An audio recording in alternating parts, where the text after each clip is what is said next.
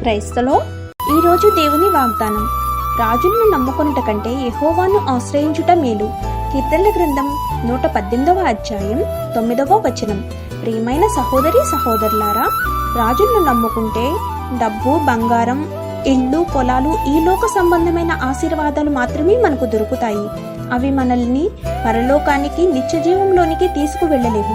మనుషులు ఎంత మంచివారైనా, అధికారం పలుకుబడి ఉన్నా, రాజులు ఎంత దయాగుణం కలిగిన వారైనా వారిని నమ్ముకోవటం కంటే దేవుణ్ణి నమ్ముకుంటాం మేలు.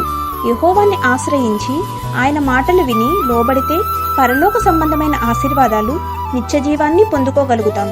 కాబట్టి శ్రమలోనైనా, ఇరుకులోనైనా, ఇబ్బందుల్లోనైనా, ఎలాంటి పరిస్థితుల్లోనైనా మనుషుల వైపు, రాజుల వైపు చూడకుండా దేవుణ్ణి ఆశ్రయిస్తే మనకున్న ప్రతి సమస్యను దేవుడు తీరుస్తాడు. కాబట్టి ఈరోజు వాగ్దానం మనందరి జీవితంలో నెరవేరాలని కోరుకుంటూ దేవుని సువార్త పరిచర్యలో మీ సహోదరి. ఆమేన్. God bless you.